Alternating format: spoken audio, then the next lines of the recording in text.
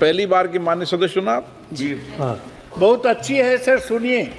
हुई थी सरकार और गाय पे अटक गई और विकास की मौसी 10 साल में रास्ते में भटक गई। ये बोलते हैं कि गाय हमारी माता है, पर माँ की रक्षा करना इन्हें नहीं आता है। अरे अभी तो शुरुआत है, ये तो ट्रेलर है, पिक्चर बाकी है।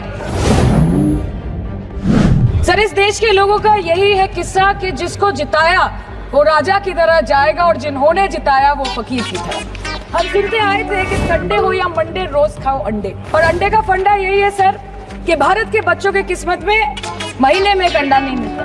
अरे उधर वाले बता इसमें बुरा क्या है, हवा के 4 झोंके अगर इधर से भी गुजर जाए। 2014 में जो किसान मोदी है तो मुमकिन है सोच के और अच्छे दिन के ख्वाब देख के बीजेपी को वोट दे रहा था, आज 10 साल बाद वो बोलता है कि मोदी है तो नामुमकिन है। बीजेपी सरकार ने पिछले 10 सालों में इस देश के लिए क्या किया, उससे बड़ी तालिका बनेगी कि 10 साल में क्या क्या कर सकते थे पर किया नहीं। अगर समय चला गया तो साधना नहीं होगी, अगर भक्त रूठ गए तो आराधना नहीं होगी। और 3 से 303 से 240 के आंकड़े बोलते हैं कि इस बार जो आप चले गए तो दोबारा लौटने की संभावना नहीं होगी। अध्यक्ष महोदय, मैं उम्मीद करूंगी कि आज आप मुझे पूरा बोलने का मौका दें, क्योंकि हाल ही में हुए नीति आयोग की जो मीटिंग हुई थी वहां पे हमारी माननीय मुख्यमंत्री, जो देश की एकमात्र महिला मुख्यमंत्री भी है, उनका माइक बीच राह में ऑफ कर दिया गया था। वो बंगाल के हक के लिए यहाँ पे सवाल उठाने आई थी, वो बंगाल के लोगों की बात रखने यहाँ पे आई थी, लेकिन उनका माइक ऑफ कर दिया गया। आपके 2.5 घंटे तक देश के प्रधानमंत्री का गला घोंटने का, उनकी आवाज को रोकने का, उनकी आवाज को दबाने का लोकतांत्रिक परंपराओं में कोई स्थान नहीं हो सकता है। बताना चाहती हूँ कि बंगाल के लोगों का गला घोटने का काम किया गया और उनकी आवाज को बंद करने का काम किया गया। आगे जाके बंगाल के लोग आपके पार्टी की माइक ऑफ कर देंगे, बस एक चुनाव बाकी, आप देख लीजिएगा। सर नीट के घोटाले से लेके जीएसटी के बोझ तक, एयरपोर्ट की छत टूट जाने से लेके रेल पटरी से छूट जाने तक, तृणमूल कांग्रेस के सदस्य, हर सांसद देश के हर गंभीर मुद्दे पर चर्चा करेंगे, बस यही आपको बोलना था। आम आदमी के दूध, छाछ, लस्सी, दही, पनीर पर 5% की जीएसटी, क्रीम, कंडेंस्ड मिल्क, मक्खन, घी पर 12% की जीएसटी और अमीरों के हीरो पर सिर्फ 1.5% की जीएसटी। सरकार उनको रिलीफ नहीं देती है जो विदेश में जाके मिल्क शेक और लाते की चुस्कियां लगाते हैं। ये सरकार उनको रिलीफ नहीं देती जो आम आदमी 2 पैकेट दूध खरीदने से पहले 10 बार सोचता है। सर बचपन से हम सुनते आए थे कि संडे हो या मंडे रोज खाओ अंडे।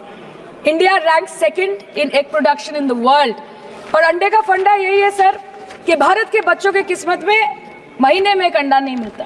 मिड डे मील के चलते हफ्ते में अगर एक आध अंडा मिल भी रहा था तो कहीं धर्म के नाम पे तो कहीं महंगाई के चलते उसे बंद करने की मांग उठ रही है। किसान खुद क्या खाएंगे, अपने परिवार के लोगों को खिलाएंगे, अपनी गाय भैंस भेड़ बकरी को क्या खिलाएंगे।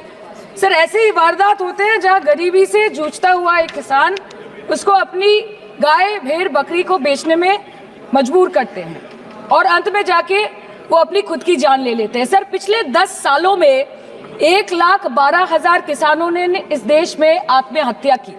एनसीआरबी की एक रिपोर्ट के अनुसार 10 साल में हर दिन इस देश में एवरेज में 30 किसान हर दिन अपनी जान ले लेते हैं। सर इस देश के लोगों का यही है किस्सा कि जिसको जिताया वो राजा की तरह जाएगा और जिन्होंने जिताया वो फकीर की तरह। सर ये बहुत गौरक्षा की भी बातें करते हैं। देश के लोगों को ये पता होना चाहिए that there is a fodder crisis in India and the union minister has himself stated in a written reply in Rajya Sabha that yes, the country is deficit in fodder. So it means that cows are dying without food in government owned goshalas, especially the BJP ruled state. तो sir पहले खाना ही नहीं मिला, fodder crisis, फिर मिल भी जाए तो इतना महंगा कि किसान खरीद ही नहीं पा रहा है, फॉडर इन्फ्लेशन, और सर खाना मिल भी जाए तो पशुओं की बीमारी। उससे मुकाबला करने के लिए इस सरकार ने क्या किया, ये बोलते हैं कि गाय हमारी माता है पर माँ की रक्षा करना इन्हें नहीं आता है।